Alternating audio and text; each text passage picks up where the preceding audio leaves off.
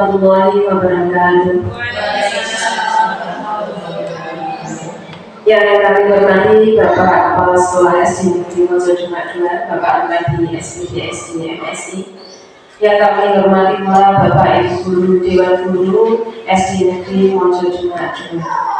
Dalam acara hari ini saya akan mendiseminasikan materi budaya positif yang saya dapatkan dalam pendidikan guru berat. Sebelumnya, salam sehat dan bahagia Bapak Ibu Guru semuanya. Pada kesempatan hari ini, izinkanlah saya untuk menyampaikan beberapa poin materi tentang budaya positif yang dalam diri saya sendiri tergerak sehingga saya bergerak, dan saya juga berusaha untuk menggerakkan semuanya untuk menerapkan budaya positif di sekolah kita. Dalam penerapan budaya positif ada beberapa poin materi, yaitu disiplin positif dan nilai-nilai kebijakan universal, teori motivasi, hukuman dan penghargaan serta restitusi, kemudian tentang keyakinan kelas, kebutuhan dasar manusia, 5 posisi kontrol, dan segitiga restitusi. Keenam materi ini akan saya sampaikan tahap demi tahap demi tercapainya budaya positif di lingkungan kita. Sebelumnya, saya akan memperkenalkan Bapak Ibu Guru semuanya bahwa tujuan pendidikan kita berdasarkan konsep Ki Hajar Dewantara, berdasarkan filosofis pendidikan menurut Ki Hajar Dewantara, bahwa pendidikan bertujuan untuk menuntun segala kodrat yang ada pada anak agar dapat mencapai keselamatan dan kebahagiaan yang setinggi-tingginya. Bapak Ibu Guru semuanya yang saya hormati, kita sebagai guru hanya bertugas menuntun anak didik kita. Anak didik kita bukanlah sebuah kertas kosong yang harus kita isi dengan tulisan-tulisan yang kita inginkan. Bukan seperti itu Bapak Ibu, tapi kita menuntun. Sejatinya anak memiliki keunikan masing-masing. Diibaratkan kita adalah seorang petani. Kita tidak mungkin menanam padi agar berbuah jagung. Sama seperti anak didik kita Bapak Ibu. Keunikannya berbeda-beda. Ada yang senang dengan menyanyi, ada yang senang dengan matematika. Kita tidak bisa menuntut anak didik kita untuk mampu semuanya. Sama seperti petani menanam padi pasti akan berbuah padi. Ketika petani menanam jagung pasti akan berbuah jagung. Selain itu, seorang petani pasti menginginkan tanamannya untuk tumbuh subur. Tidak ingin ada hama yang mengganggu tanamannya. Petani itu pasti akan berusaha tanamannya agar berbuah yang baik dengan kualitas yang sempurna. Sama seperti kita Bapak Ibu, kita pasti ingin peserta didik kita menjadi orang yang bahagia, selamat, dan mencapai kebahagiaan yang setinggi-tingginya. Oleh karena itu, seorang petani pasti akan berusaha mengolah lahan pertaniannya dengan cara yang bervariasi, yang bermacam-macam. Ingin tanahnya subur, biar tanamannya tumbuh dengan baik. Nah, seperti peserta didik kita, bahwa sekolah adalah lingkungan yang utama dalam proses pendidikan, maka kita berusaha menciptakan lingkungan sekolah untuk anak didik kita yang menjadi lingkungan yang positif. Lingkungan positif itu ya di dalamnya menerapkan budaya positif. Nah, bagaimana kita dapat menerapkan budaya positif? Monggo Bapak Ibu, sebelumnya ada pertanyaan tentang pemantik untuk Bapak Ibu. Bapak Ibu bisa jawab di dalam hati. Yang pertama, apakah Anda setuju dengan pernyataan ini? Yang pertama, hukuman dapat mendisiplinkan anak. Yang kedua, pemberian hukuman dengan hal positif seperti membaca atau membersihkan halaman sekolah dapat meningkatkan disiplin anak. Coba Bapak Ibu resapi setuju atau tidak dengan pernyataan ini. Yang ketiga, memberi penghargaan dapat meningkatkan motivasi belajar anak. Selanjutnya, mengenai disiplin positif dan nilai-nilai kebijakan universal. Coba Bapak Ibu bisa lakukan aktivitas ini. Bapak Ibu bisa berpasangan. Salah satu menaruh secari kertas di dalam genggaman, lalu Bapak Ibu menggenggam dengan sekuat tenaga. Sedangkan temannya panjenengan berusaha membuka genggaman tangan Anda dengan berbagai usaha, entah itu dengan membujuk, mengancam, menghardik, merayu, menyuap, atau apa saja, agar teman ibu, bapak ibu mau membuka kepala tangannya.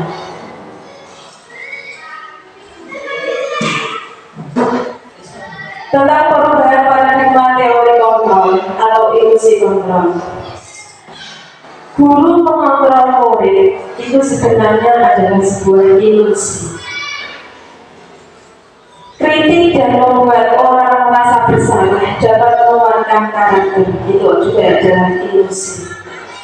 Ilusi bahwa semua penguatan positif, efektif, dan bermanfaat. Ilusi bahwa orang dewasa memiliki hak untuk memaksa. Berarti anak didik kita yang mendapatkan penghargaan, mendapatkan hukuman, kemudian melakukan disiplin, itu hanya ilusi, Bapak Ibu. Setelah itu perubahan paradigma stimulus respon, yaitu pada teori kontrol. Siapa sesungguhnya yang memiliki kontrol? Jadi kegiatan yang sudah panjenengan lakukan dengan kegiatan dengan tangan tadi, Bapak Ibu membuka tangan karena apa? Pengen tahu? Keinginan sendiri? Atau dipaksa, atau diiming-imingi sebuah hadiah. Stimulus respon, kita mencoba mengubah orang agar berpandangan sama dengan kita. Ternyata kontrolnya kita berusaha memahami pandangan orang lain tentang dunia.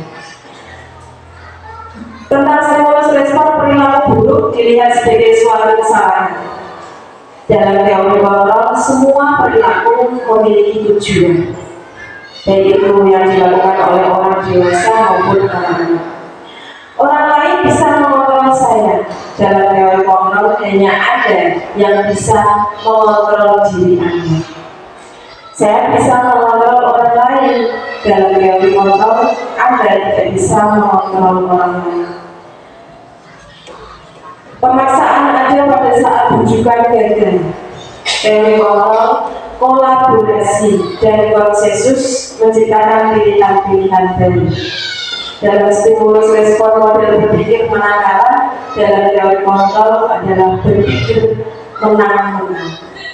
Jadi Bapak Ibu, saya perkenalkan pola berpikir menang-menang. Jadi dengan peserta didiknya tidak ada lagi pola berpikir menang kalah. Apa itu sebenarnya makna disiplin? Dalam bahasa Latin artinya belajar, namun dalam budaya kita makna disiplin telah berubah menjadi sesuatu yang dilakukan seseorang pada orang lain untuk mendapat kepatuhan.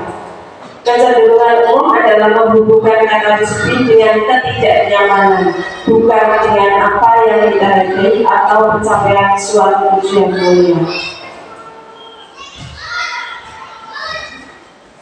Salah satu nilai-nilai dan kebijakan universal itu adalah sifat positif manusia yang merupakan tujuan mulia yang ingin dicapai setiap individu. Nilai-nilai dan kebijakan universal inilah yang akan kita tanamkan di dalam diri kita dan peserta didik.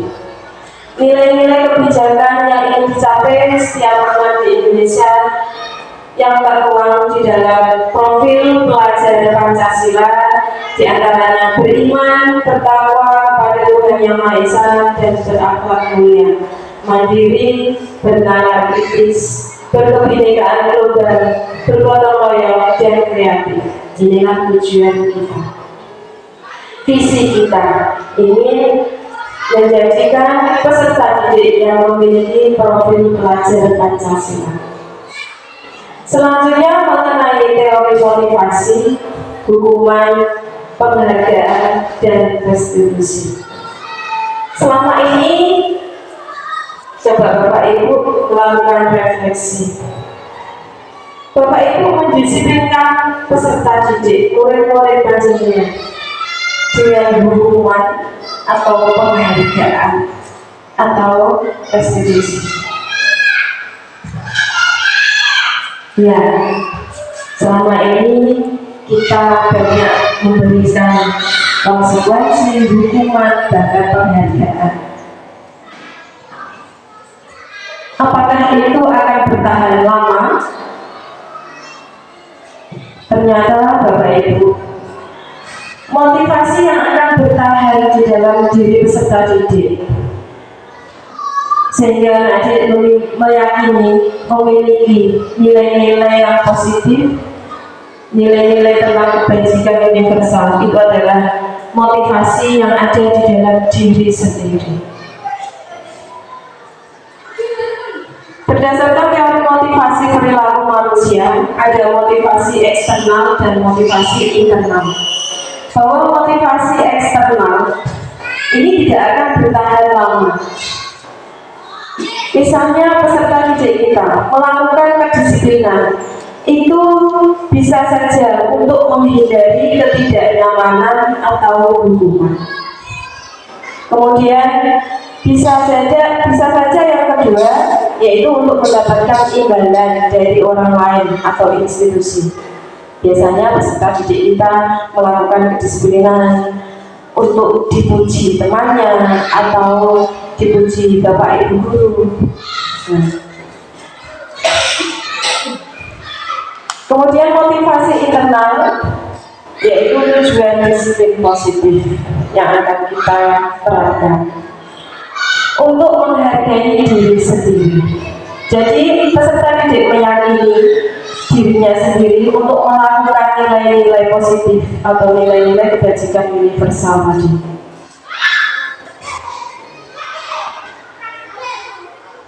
Merdeka menurut Ki Hajar Dewantara, merdeka itu artinya tidak hanya terlepas dari perintah, akan tetapi juga cara membuat pemerintah diri sendiri. Bahwa peserta didik melakukan kedisiplinan itu artinya anak didik sudah merdeka. Merdeka artinya bukan semaunya, tapi dapat memerintah dirinya sendiri.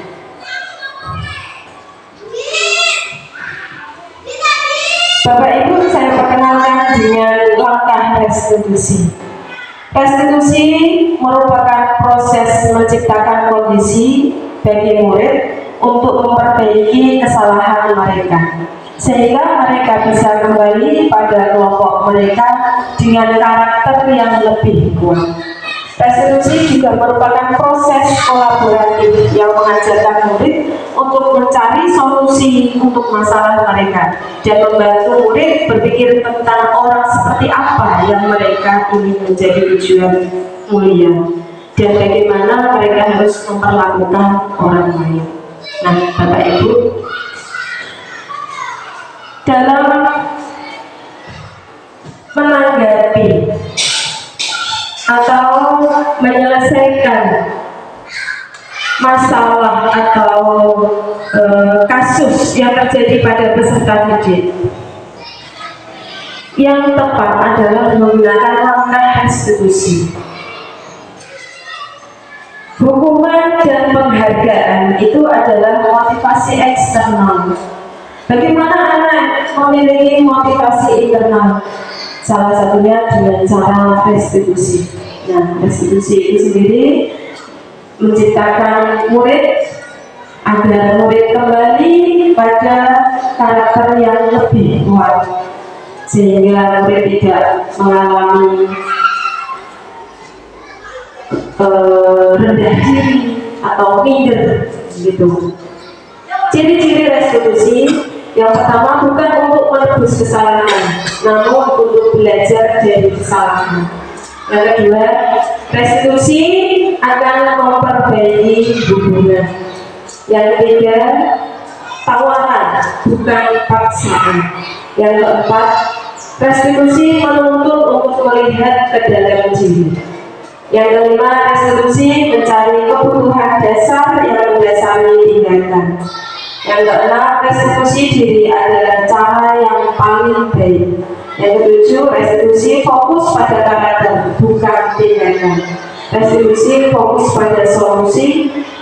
Kemudian restitusi mengembalikan murid yang berbuat salah pada kelompoknya.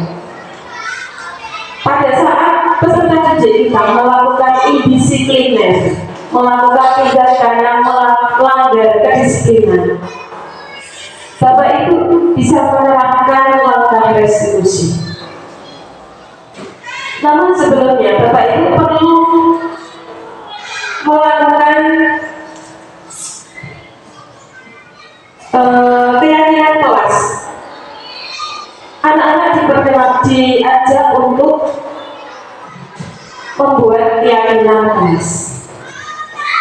Mengapa tidak peraturan saja? Mengapa harus keyakinan kelas?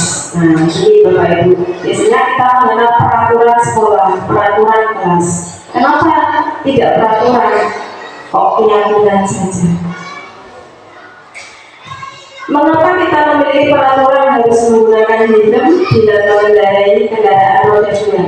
Coba Bapak Ibu resapi. Mengapa kita memiliki peraturan 3M, menggunakan masker, mencuci tangan, dan menjaga jarak 1,5 meter? Mengapa kita memiliki peraturan harus datang tepat waktu pada saat mengikuti pelatihan? Coba jawaban Bapak Ibu dalam hati. Mungkin Bapak Ibu akan menjawab karena yang pertama untuk kesehatan, untuk keselamatan. Yang kedua untuk menjaga kesehatan dan keselamatan. Yang ketiga untuk mendapatkan sertifikat, untuk memenuhi jam pelatihan. Nah, itu semuanya adalah motivasi ekstrinsik, motivasi dari luar. Untuk mendukung motivasi intrinsik, kembali ke nilai-nilai kebersihan tadi Bapak Ibu, atau nilai-nilai keyakinan yang akan lebih menggerakkan seseorang untuk berbuat, untuk melakukannya, bukan berdasarkan peraturan. Jadi Bapak Ibu melakukan sesuatu atas keyakinan diri sendiri. Begitu juga dengan peserta didik.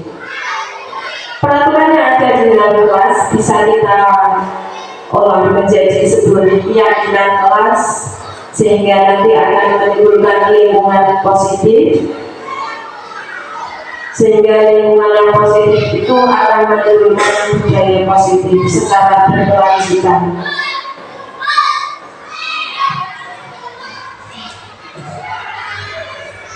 Mengenai kesepakatan kelas, langkah-langkah dalam melakukan membuat kesepakatan kelas. Yang pertama, mempersilahkan warga sekolah untuk atau murid-murid di sekolah kelas untuk bercurah pendapat tentang peraturan yang perlu disepakati di sekolah atau di kelas. Jadi Bapak Ibu, sebelum itu Bapak Ibu ajak peserta didiknya untuk bercurah pendapat. Kelas seperti apa yang diinginkan, kondisi seperti apa yang diinginkan. Kemudian Bapak Ibu bisa mencatat semua masukan-masukan dari murid atau warga sekolah di papan tulis atau di kertas besar, di mana semua anggota kelas atau warga sekolah bisa melihat hasil curah pendapat. Kemudian setelah pendapat itu Bapak Ibu tampung, mungkin peserta didik akan menjawab bervariasi, misalnya tidak bergurau saat pelajaran atau tidak menghina temannya dan lain sebagainya. Bapak Ibu susun keyakinan kelas sesuai dengan pembentukan keyakinan sekolah atau kelas. Ganti kalimat-kalimat yang negatif yang telah diutarakan oleh peserta didik Bapak Ibu dengan kalimat yang positif. Ubahlah, misalnya jangan berlari di kelas atau koridor, ganti menjadi sebuah keyakinan, berjalanlah di kelas atau koridor. Mungkin juga jangan menghina, tidak boleh menghina orang lain, gantilah dengan keyakinan kelas, yaitu menghormati semua orang. Begitu. Misalnya yang lain, tidak bergurau saat jam pelajaran, ganti dengan keyakinan, mungkin dengan memperhatikan atau mengikuti instruksi guru, mendengarkan ibu guru saat pelajaran atau dan sebagainya. Bapak Ibu guru pasti hebat dalam hal ini. Langkah terakhir, tinjau kembali daftar surat pendapat yang sudah dicatat. Mungkin Bapak Ibu mendapati bahwa pernyataan yang tertulis masih banyak yang berupa peraturan-peraturan. Selanjutnya Bapak Ibu bisa mengolah kembali bersama murid untuk menemukan nilai kebajikan atau keyakinan yang ingin dituju. Kemudian tinjau ulang keyakinan sekolah atau kelas secara bersama-sama. Kita dapat berkolaborasi Bapak Ibu dengan saya, dengan guru yang lain, dengan Bapak Ibu guru yang lain, dengan kepala sekolah. Setelah keyakinan sekolah atau kelas selesai, maka warga kelas bisa meninjau ulang dan menyetujuinya. Kalau sudah disetujui oleh peserta didik dan Bapak Ibu guru semuanya, bisa ditandatangani atau dicetak atau dibuat sebuah poster, ditempel di dinding, di mana semua warga kelas atau sekolah dapat melihatnya. Nah, ini contoh keyakinan kelas. Contoh saja Bapak Ibu, contoh keyakinan kelas 1, setiap anggota kelas perlu belajar, setiap anggota kelas perlu senang, setiap anggota kelas perlu melakukan tugas, setiap anggota kelas perlu saling menghargai, setiap anggota kelas perlu merasa aman. Contoh lagi di keyakinan kelas 5 yang sudah terbentuk, selalu berpikir positif, senantiasa menjadi diri terbaik, percaya dan menghormati orang lain serta barang miliknya, berkomitmen terhadap setiap tugas, senantiasa membantu. Mari Bapak Ibu, saya ajak kalian semuanya untuk berpikir kritis sebelum Bapak Ibu membuat keyakinan di kelas. Pada saat anak membawa buku tidak dikembalikan, keyakinan kelas apa yang akan kira-kira dibentuk di dalam kelas? Ya, tentunya keyakinan tentang tanggung jawab, bertanggung jawab. Berikut ini adalah yang sudah saya terangkan di kelas saya. Saya mengajak peserta didik kelas 5 untuk berpikir kritis mengenai pembuatan keyakinan kelas yang nantinya akan menjadi kesepakatan. Bayangkan Bapak Ibu, ini adalah Mas Hendra. Bapak Ibu tahu Mas Hendra anak yang seperti apa? Di dalam anak seperti ini pun mereka punya keyakinan yang baik, meyakini sebuah nilai-nilai kebajikan, nilai-nilai yang positif. Apalagi peserta didik Bapak Ibu yang sebelah ini adalah seorang siswi, juga mengutarakan nilai-nilai kebajikan atau keyakinan menurutnya. Anak-anak bercurah pendapat, menuliskan di papan tulis mengenai keyakinan yang ingin mereka lakukan di kelas, sehingga kelas akan aman, nyaman, sehingga sekolah dapat memiliki budaya positif. Kemudian ini adalah hasil dari pembuatan keyakinan kelas. Saya cetak sementara, kemudian saya tempelkan. Begitu senangnya anak-anak melihat hasil dari curah pendapat mereka, kemudian yang sudah dikaji bersama, kemudian kita foto bersama. Ini adalah Hendra, selalu terdepan, dia selalu ingin di depan. Selanjutnya Bapak Ibu, mengenai peraturan dan keyakinan kelas sebenarnya. Di dalam kelas Bapak Ibu terdapat beberapa peraturan, dan itu bisa kita arahkan menjadi sebuah keyakinan. Misalkan selalu kembalikan buku ke tempatnya. Ini adalah peraturan. Kita ubah menjadi sebuah keyakinan kelas bahwa peraturan ini bisa menjadi sebuah keyakinan untuk melakukan tanggung jawab. Dilarang mengganggu orang lain.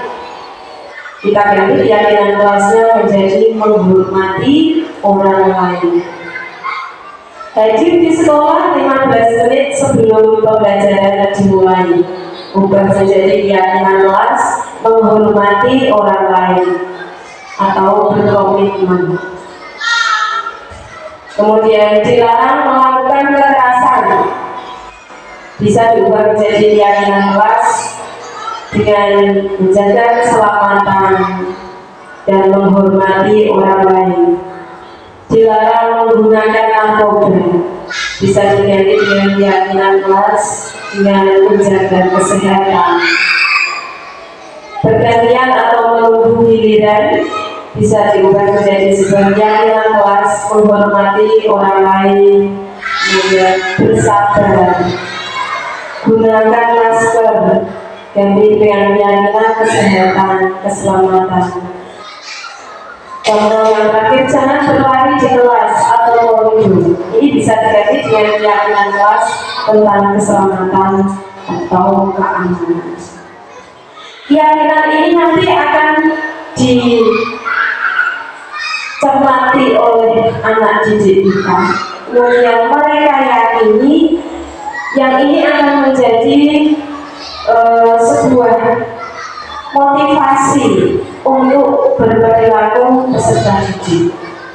Anak akan berusaha melakukan tanggung jawab, menghormati orang lain. Anak akan menjaga keselamatan, kesehatan, bersabar, dan sebagainya. Nilai-nilai kebajikan ini yang akan kita tanamkan ke dalam peserta didik kita. Ubah dari kalimat negatif menjadi pernyataan yang positif. Nah, ternyata selama ini Bapak Ibu yang sudah menanamkan penghargaan untuk peserta didiknya, sama seperti saya, sering menguji, atau memberikan penghargaan kepada peserta didik kita untuk mengikuti peraturan, untuk melakukan kedisiplinan. Ternyata itu juga ilusi Bapak Ibu. Penghargaan itu dapat menurunkan kualitas, sehingga anak didik kita hanya akan melakukan kedisiplinan jika itu dipuji atau diberi penghargaan. Penghargaan dapat mematikan kreativitas. Anak didik akan merasa malas. Sekali tidak dipuji, dia akan berhenti melakukan kreativitas. Dulu tanggapannya biasa saja, saya tidak dipuji. Penghargaan mengurangi motivasi intrinsik. Motivasi yang kuat, kembali lagi, adalah motivasi yang berawal dari diri sendiri, bukan dari orang lain.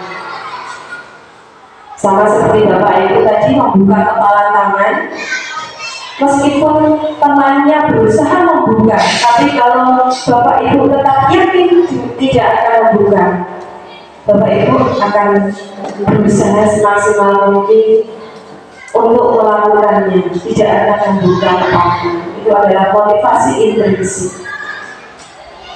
Ada lagi Bapak Ibu, penghargaan ini dapat memicu ketidaknyamanan, ada kesenjangan, timbul rasa iri dari teman yang lain.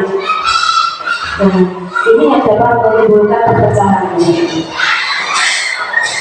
Peserta didik yang tidak mendapatkan pujian akan merasa iri, sehingga akan menimbulkan rasa tidak suka pada peserta didik yang kita puji.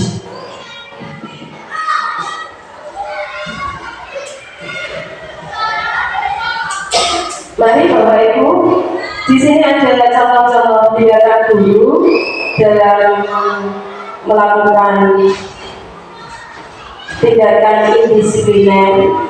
Biasanya yang kita lakukan ketika ada anak yang melakukan indisipliner akan diberikan hukuman. Mencatat 100 kali di dalam buku dengan kalimat saya tidak akan terlambat lagi. Ini adalah sebuah hukuman Bapak Ibu. Lari mengelilingi lapangan basket 2 kali karena terlambat hadir di sekolah. Nah, ini juga hukuman. Murid diminta untuk push up 15 kali karena tidak menggunakan masker di sekolah. Ini juga hukuman. Menggantikan kertas tugas teman yang telah dicoret-coret, meskipun ini adalah sebuah tanggung jawab, tapi ini adalah sebuah konsekuensi. Membersihkan tumpahan air di meja tulis karena tersenggol pada saat belajar. Karena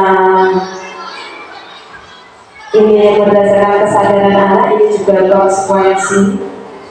Murid disuruh untuk mengenakan sepatu seharian di sekolah karena tidak mengenakan sepatu hitam. Jelas ini hukuman Bapak Ibu. Lari mengelilingi lapangan basket 2 kali karena terlambat 10 menit untuk pelajaran PJUK. Itu adalah konsekuensi.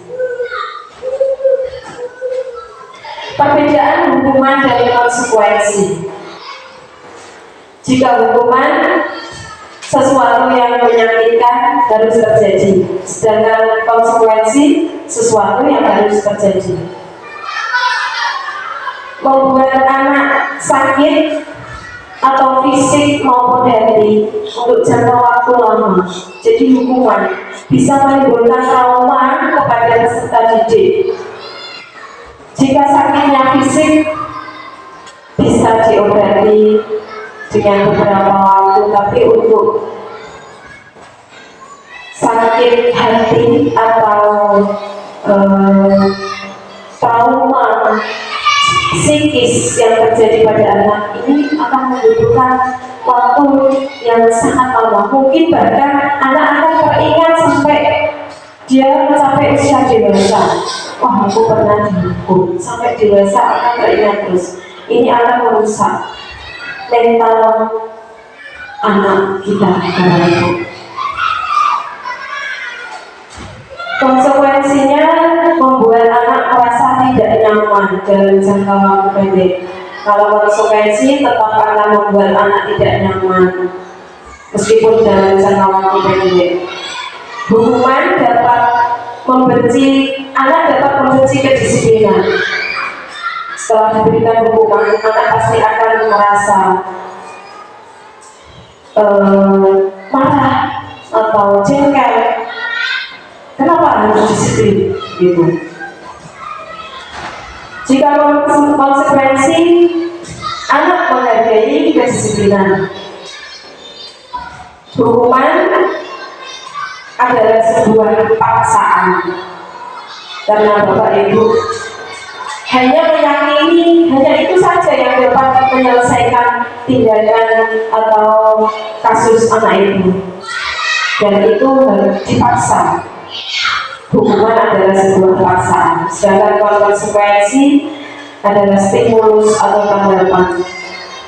Hukuman dapat mendorong anak menyakiti diri sendiri.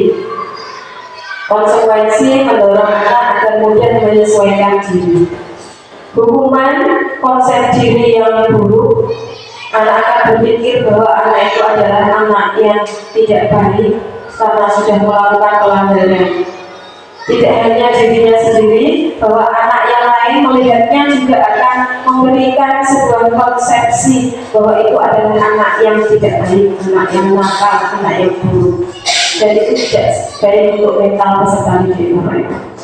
Konsekuensi konsep diri yang baik.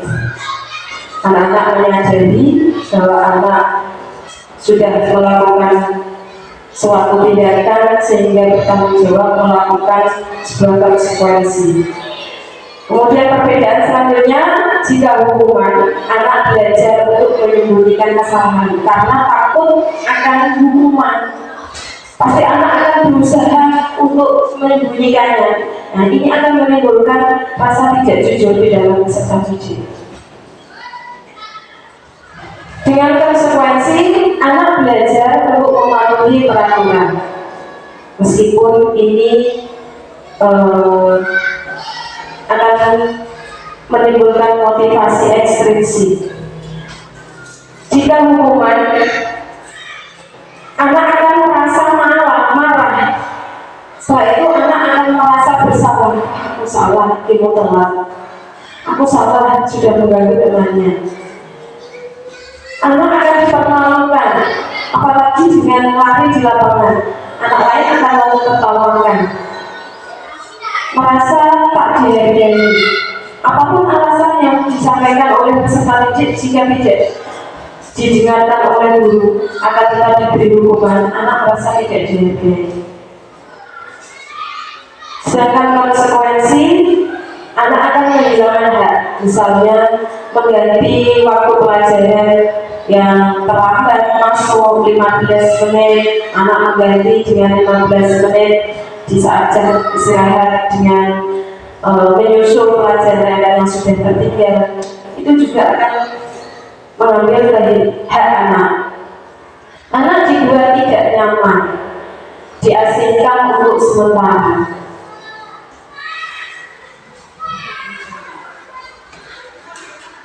Nah, setelah ini saya perkenalkan tentang kebutuhan dasar manusia dan dunia berkualitas. Bahwa manusia, baik itu dewasa maupun anak-anak, pasti memiliki tujuan atau memiliki dasar terhadap semua tindakan yang dilakukan. Nah, kebutuhan dasar manusia diantaranya adalah kasih sayang dan rasa diterima. Kemudian bertahan hidup. Manusia itu memiliki kebutuhan dasar penguasaan, memiliki kebutuhan dasar kebebasan, kemudian kesenangan. Coba Bapak Ibu, ini ada contoh sebuah tindakan anak di dalam kelas. Ibu guru bilang, aku tidak boleh bersenandung sewaktu mengerjakan tugas. Katanya kelas harus tenang. tidak ada suara. Padahal kan aku suka dan senang menyanyi. Kira-kira kebutuhan dasar apa yang ingin dipenuhi oleh anak ini, Bapak Ibu? Ya, kesenangan.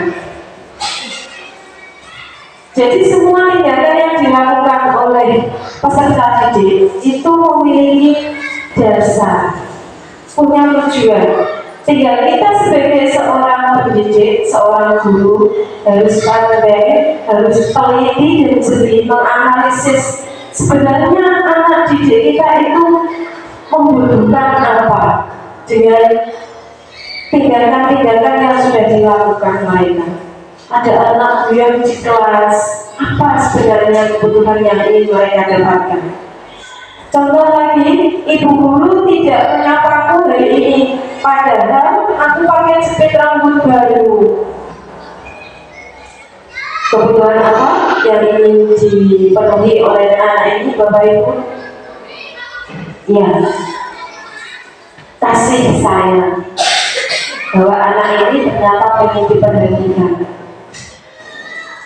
Aku bosan, masa belajarnya cuma gitu-gitu aja, dengerin ibu guru aja. Anak ini ingin memenuhi kebutuhannya, yaitu kebutuhan akan apa, Bapak Ibu? Kebebasan. Anak ini merasa bosan dengan pembelajaran yang sudah dilakukan gurunya. Aku sebel, gambarku tidak rapi, malah ibu guru tunjukin ke teman-temanku di depan kelas. Ini juga punya tujuan, Bapak Ibu. Dasar dari kebutuhan murid ini apa kira-kira, Bapak Ibu?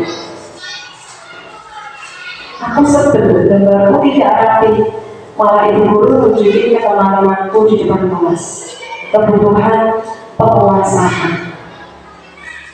Jadi peserta didik melakukan tindakan yang melanggar kedisiplinan atau indisipliner itu memiliki dasar. Ada suatu kebutuhan yang ingin mereka penuhi sebenarnya. Nah, kita harus jeli.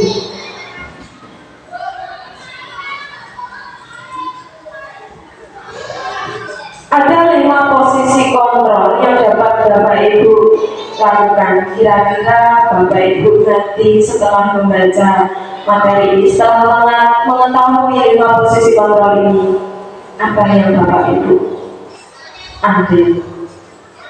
Yang pertama, posisi kontrol sebagai penghukum. Ini biasanya guru menghadik, menunjuk-nunjuk, kemudian menyakiti, menyindir, menggunakan kata-kata yang kasar. Kamu tidak bisa melakukannya, awas ya, rasakan. Guru yang seperti ini adalah penghukum. Hasilnya, anak dapat memberontak, menyalahkan orang lain, sehingga itu bu, si itu bu, si itu bu. Anak bisa saja berbohong karena tidak ingin mendapatkan hukuman. Kaitannya dengan dunia berkualitas, murid meletakkan guru di luar dunia berkualitas. Dunia berkualitas, anak itu punya sebuah angan-angan atau dunia berkualitas. Kita masuk di dalamnya atau tidak? Dunia berkualitas ini berisi nilai-nilai atau keyakinan tadi, Bapak Ibu. Nilai kebajikan yang sudah diyakini anak itu adalah dunia berkualitas. Monggo, Bapak. Yes, monggo.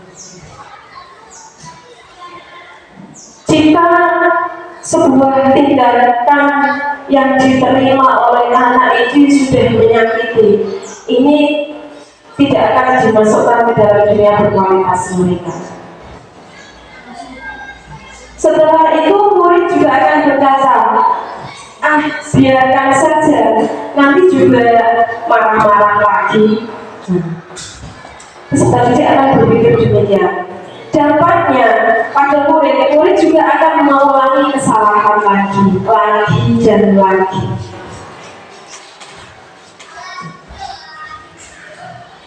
Bapak tadi monggo Pinara di depan. Terima kasih atas kesempatannya.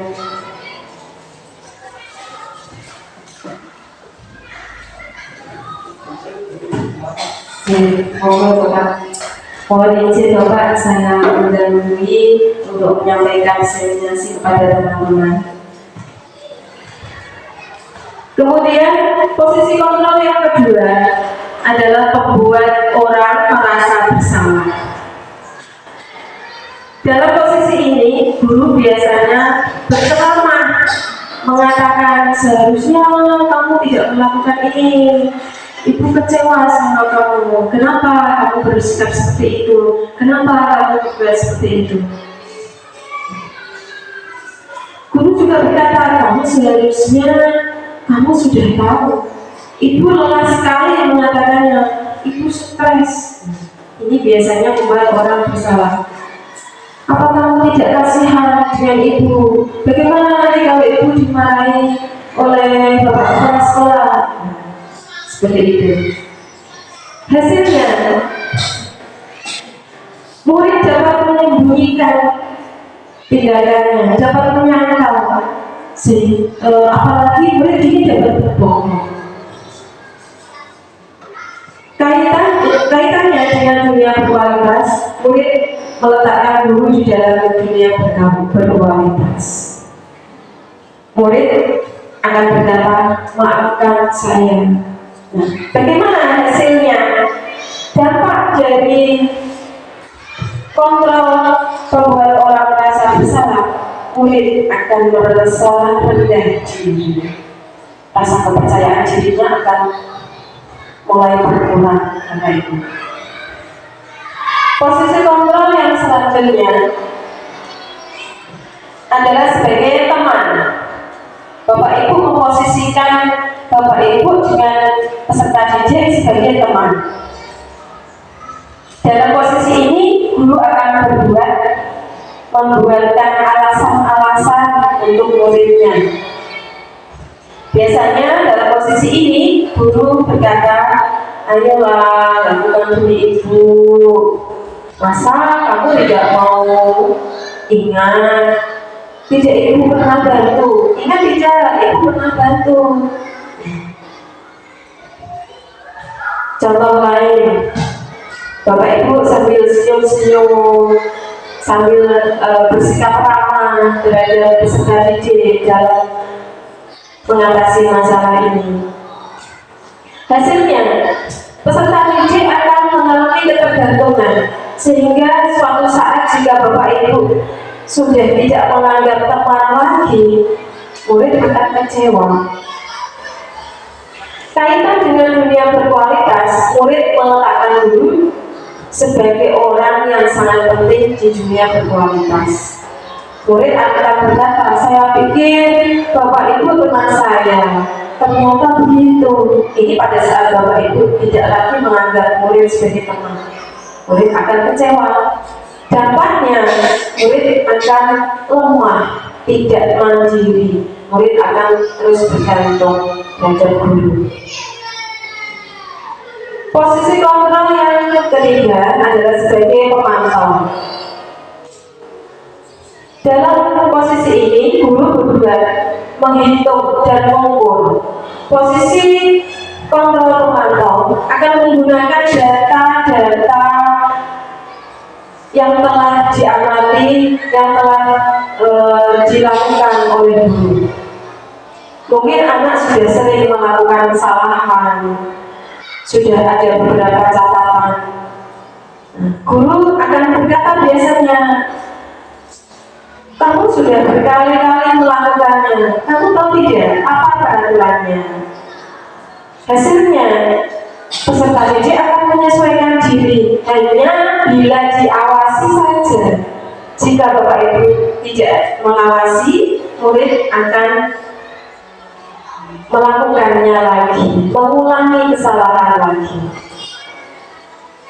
Kaitannya dengan dunia berkualitas, murid meletakkan dulu peraturan dan hukum di dunia berkualitas. Murid akan berkata, Berapa banyak bintang yang saya harus peroleh, berapa halaman yang harus saya tulis. Anak hanya akan berpikir hasilnya daripada tindak lanjutnya. Dampaknya, murid akan menitik beratkan pada sanksi atau hadiah untuk dirinya. Peserta didik hanya akan melakukan kedisiplinan jika mendapatkan hadiah, atau menghindari tindakan penyelewengan atau indisipliner hanya untuk menghindari ketidaknyamanan atau hukuman.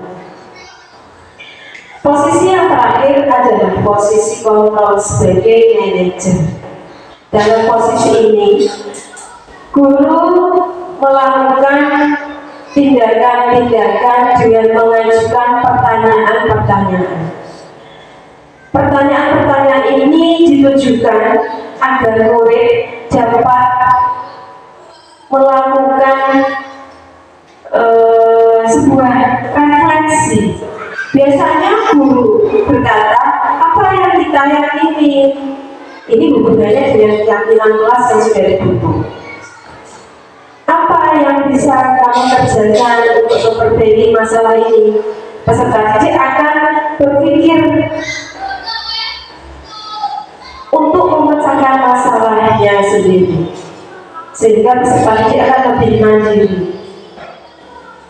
Hasilnya, ini akan menguatkan pribadi peserta didik bahwa jika anak akan melakukan kesalahan, itu anak sudah menyadari. Kaitannya dengan dunia berkualitas, murid meletakkan dirinya sebagai individu yang positif dalam dunia berkualitas. Anak didik akan kembali pada dunianya dengan karakter yang lebih baik lagi. Murid akan berkata, bagaimana caranya saya bisa memperbaiki keadaan? Nah, ini yang kita harapkan Bapak Ibu, dampak pada murid. Murid akan dapat mengevaluasi diri, bagaimana cara memperbaiki diri, bagaimana menyelesaikan masalah yang sudah diperbuat. Langkah yang dapat dilakukan sebagai seorang manajer dengan segitiga restitusi.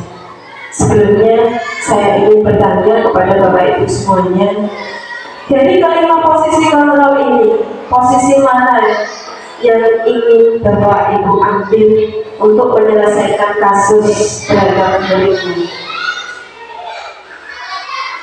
Ya, tentunya posisi sebagai manajer. Kita akan berusaha menjadikan peserta didik kita menjadi orang yang memiliki karakter yang lebih kuat. Nah, ini adalah segitiga resolusi, langkah-langkah yang perlu diambil oleh guru sebagai seorang manajer. Langkah yang dapat dilakukan yang pertama adalah menstabilkan identitas. Pada langkah ini, guru akan melakukan membuat pertanyaan-pertanyaan sehingga peserta didik akan kembali pada posisinya. Guru akan mengembalikan posisi peserta didik menjadi orang yang sukses. Kemudian langkah yang kedua yaitu validasi kebutuhan, bahwa peserta didik melakukan kegiatan, melakukan indisipliner, melakukan kesalahan, itu pasti memiliki kebutuhan. Bisa diajukan dengan pertanyaan, kamu tentu punya alasan mengapa melakukan itu. Adakah cara yang lebih efektif untuk mendapatkan apa yang kamu butuhkan? Kemudian langkah menanyakan keyakinan. Nilai-nilai apa yang telah kita sepakati? Kamu ingin menjadi orang yang seperti apa? Kembalikan anak didik kita untuk meyakini kembali nilai-nilai kebajikan yang sudah tertanam di dalam diri mereka. Berikut adalah contoh video yang sudah saya lakukan dengan segitiga resolusi terhadap sebuah kasus yang terjadi di kelas. Silakan disaksikan Bapak Ibu.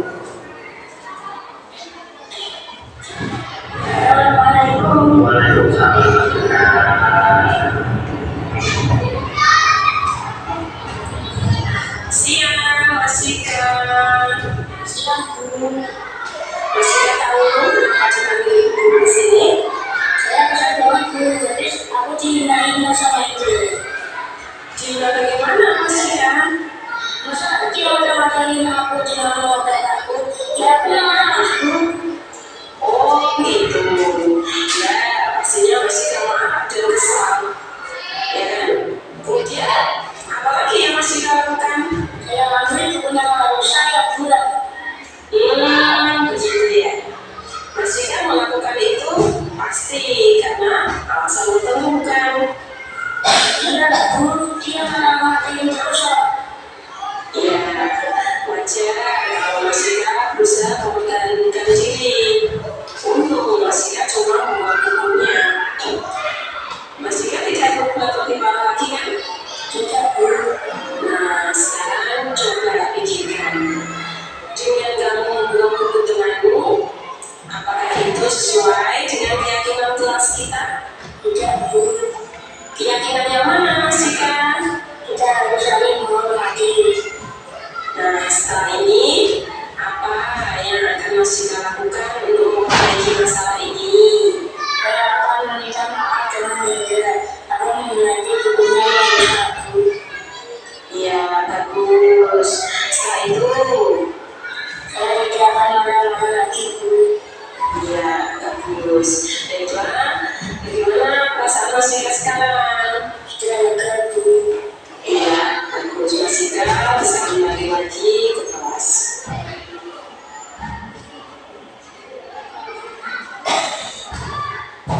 Baik Bapak Ibu, itu adalah contoh restitusi yang telah saya lakukan di dalam kelas saya terhadap seorang peserta didik yang telah melakukan indisipliner, telah membuang atau merusak buku teman-teman. Tentu ketika kita pertama memanggil murid yang sudah melakukan itu, dia akan merasa marah, dia berusaha menyalahkan orang lain. Bapak Ibu, kita tidak perlu ya kamu salah, kita tidak perlu mengatakan seperti itu. Kita kembalikan lagi anak itu kepada posisinya, bahwa dia adalah orang yang sukses. Kita bisa mengatakan, ya semua orang pernah melakukan kesalahan. Ibu juga pernah melakukan kesalahan. Dan itu berkali-kali saya lakukan kepada peserta didik saya. Setelah dikatakan seperti itu, dia reda emosinya, dia kembali menyadari. Kemudian pada langkah menstabilkan identitas, anak akan mulai menurunkan derajat emosinya. Biasanya guru dapat mengatakan kalimat-kalimat seperti tadi, kamu bukan satu-satunya yang pernah melakukan ini. Ya, wajar kalau kamu marah. Katakan seperti itu. Kemudian lakukan validasi tindakan. Langkah-langkah restitusi ini tidak kaku Bapak Ibu, tidak harus dilakukan urut. Dalam validasi tindakan atau tuduhan, kita dapat melakukan pertanyaan kepada murid. Sebenarnya dia melakukannya dengan dasar apa? Karena apa? Alasannya apa? Kemudian setelah itu kita tanya kembali, apakah yang sudah dilakukan anak didik kita berdasarkan keyakinan atau kesepakatan kelas yang sudah dibuat? Anak akan mulai sadar, anak akan mulai mengintrospeksi diri, anak akan mulai melakukan tanggung jawabnya, mulai memperbaiki diri, kemudian memecahkan masalahnya sendiri. Biarkan anak mandiri menyelesaikan masalahnya, jangan kita Bapak Ibu guru membimbingnya. Ini contoh yang kedua langkah eksekusi yang pernah saya lakukan.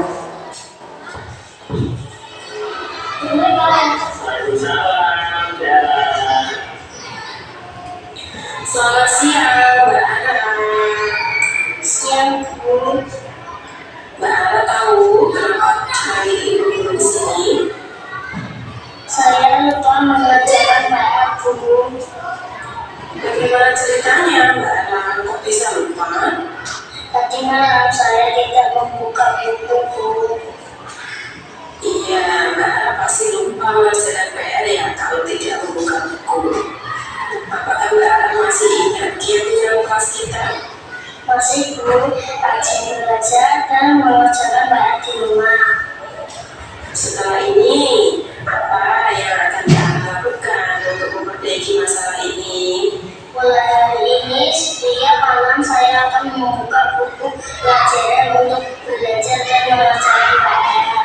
Iya, bagus. Setiap malam Mbak Ana akan membuka buku pelajaran dan untuk mengetahui ada PR atau tidaknya.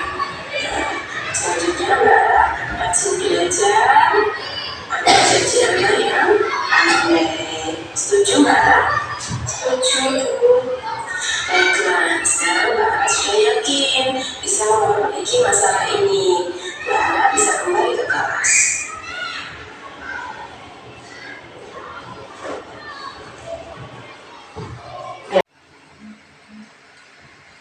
Demikian Bapak Ibu contoh restitusi yang sudah saya lakukan di kelas. Setelah itu saya meminta tanggapan dari murid saya yang saya ajak melakukan restitusi. Berikut tanggapan murid saya, monggo bisa disimak.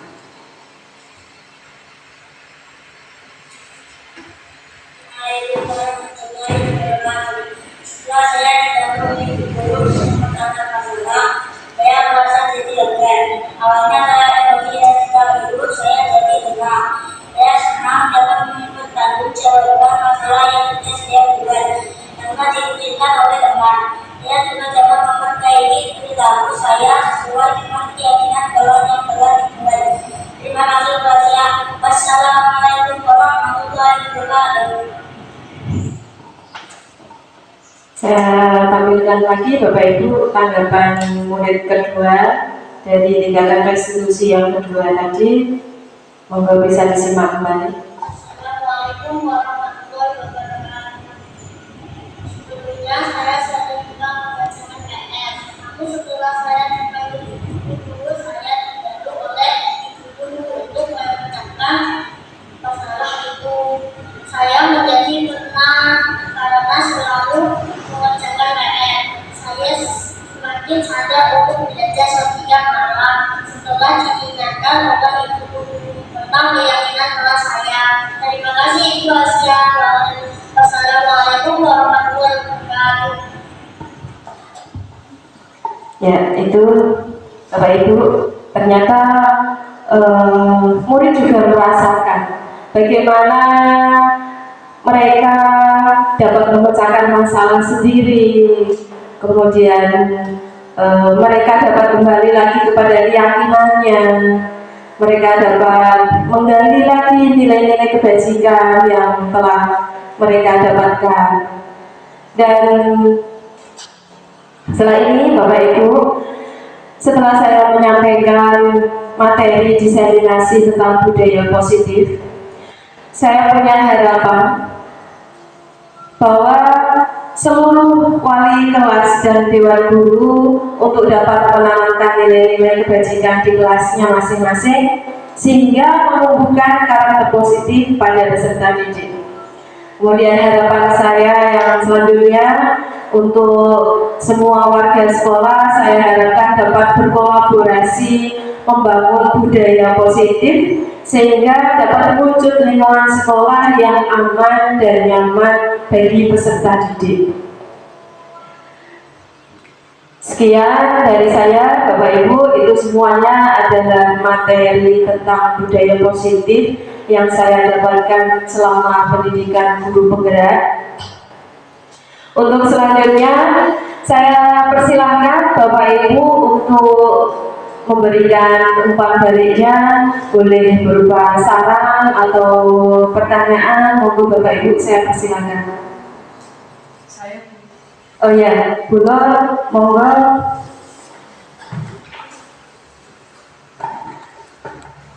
Assalamualaikum warahmatullahi wabarakatuh. Terima kasih atas kesempatan Ibu Asia yang memberikan waktunya untuk saya. Saya sangat tertarik terhadap materi budaya positif yang panjenengan sampaikan. Saya juga ingin menerapkan keyakinan di kelas saya, mengingat sering sekali terjadi pelanggaran yang dilakukan oleh murid di kelas saya, dan itu terjadi dilakukan secara berulang-ulang. Nah, terus di sini saya akan tanya kepada Ibu. Yang pertama itu mengenai apa saja yang perlu saya lakukan untuk menciptakan budaya positif dan budaya kelas saya terutama ya. Kemudian yang kedua, bagaimana agar budaya positif dapat terwujud dari sekolah kita. Begitu Bu, mohon untuk bisa dijelaskan kembali. Baik, terima kasih Bu Nur. Terima kasih juga atas atensinya, ketertarikannya terhadap materi yang telah saya sampaikan. Mengenai budaya positif yang ingin Ibu wujudkan di kelas, ada beberapa alternatif kegiatan yang dapat Ibu Nuryati dan Bapak Ibu semuanya lakukan di kelasnya masing-masing. Yang pertama, buat kesepakatan kelas dengan gali pendapat dengan peserta didiknya di kelas masing-masing. Setelah itu nanti kesepakatan kelasnya dibuat di sebuah media dinding, bisa dengan bahan styrofoam atau kertas manila yang besar, kemudian tempelkan di dinding sehingga anak didik kita itu mudah dan hampir setiap hari akan melihat keyakinan kelas yang sudah disepakati tadi. Kemudian setelah itu, langkah yang kedua, Bapak Ibu bisa menjadi stakeholder yang selalu memberikan teladan tentang budaya positif. Bapak Ibu dapat memberikan keteladanan tentang kedisiplinan. Misalnya, dalam kedisiplinan masuk ke kelas, Bapak Ibu selalu memberikan contoh masuk tepat waktu. Dengan begitu, murid akan mengikuti Bapak Ibu. Jika itu sudah menjadi kebiasaan, kita tidak perlu ngoyak atau memberikan aba-aba, ini sudah jam berapa, saatnya masuk. Anak akan terbiasa, oh ini sudah saatnya masuk, anak akan masuk. Terutama tentang kedisiplinan tadi Ibu. Berikan contoh atau teladan yang baik dari diri kita dulu, dari Bapak Ibu guru dulu. Nanti anak didik akan mulai terbiasa. Kemudian yang ketiga, kita budayakan kolaborasi Bapak Ibu.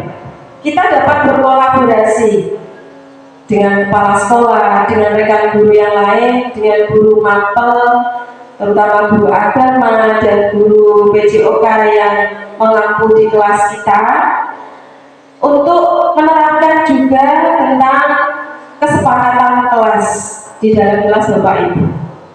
Sehingga dengan begitu budaya positif di kelas akan terwujud. Mengenai pertanyaan Ibu Nuryati yang kedua, jika budaya positif di kelas sudah terwujud, sudah tercipta, dan itu sudah benar-benar mengakar di dalam jiwa murid, kemudian Bapak Ibu guru semuanya, akan otomatis dapat menciptakan budaya positif di sekolah kita. Begitu Bapak Ibu. Bagaimana Nur? Cukup jelas itu. Ya, terima kasih. Saya berikan lagi kesempatan yang kedua, Bapak Ibu mungkin ada pertanyaan lagi? Iya, Bu Rini mohon. Assalamualaikum warahmatullahi wabarakatuh. Terima kasih Ibu Asia atas kesempatan yang diberikan kepada saya. Kiranya yang menjadi pertanyaan yang akan saya ajukan sudah terjawab oleh Ibu Asia melalui pertanyaannya Ibu Siti Nuryati tadi. Di sini saya hanya akan menyampaikan pesan dan kesan saja dulu.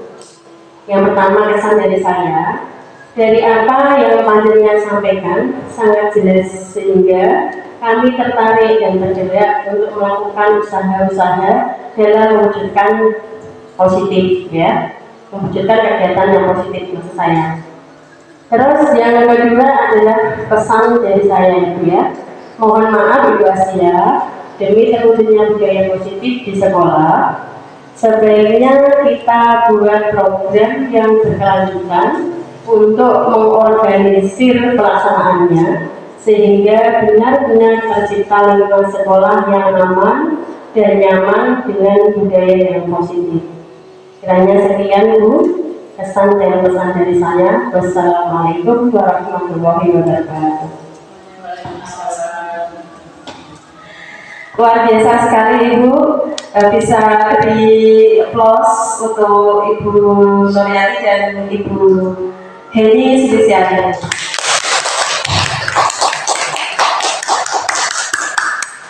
Mengenai pesan dan kesan yang disampaikan oleh Ibu Heni Sulistiani ini, saya tanggapi Ibu, bagus sekali Bu usulnya.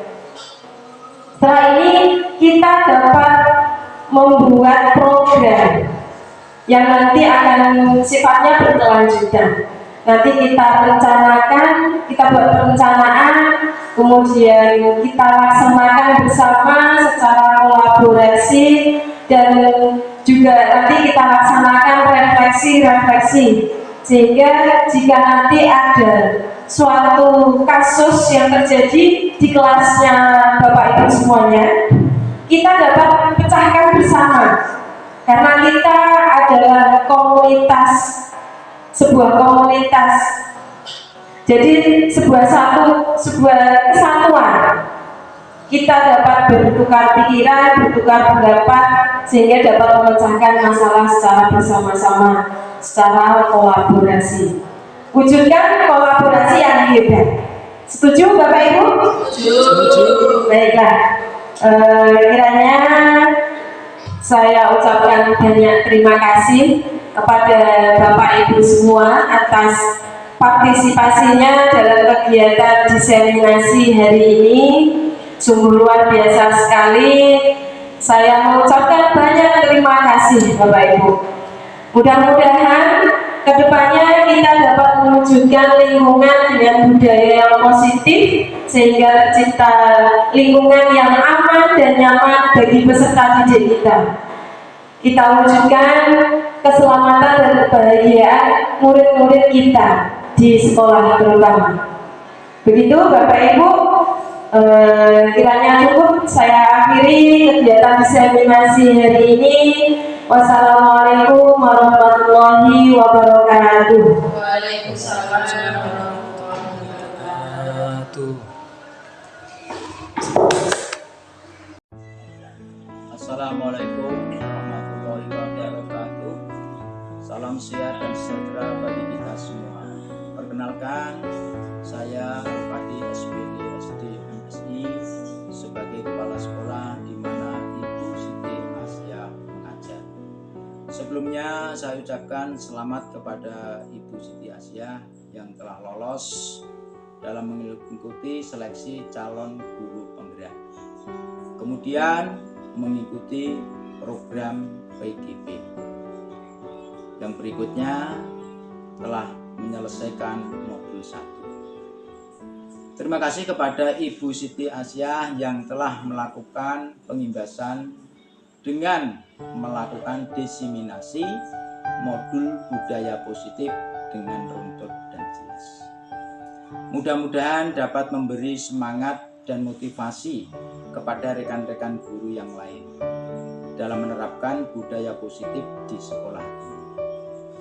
Selanjutnya, Ibu Siti Asiyah dapat mendorong kolaborasi dalam mewujudkan budaya positif demi terciptanya lingkungan yang aman dan nyaman bagi peserta, sehingga kegiatan pembelajaran terlaksana dengan lancar dan membentuk generasi yang berkarakter sesuai profil pelajar Pancasila.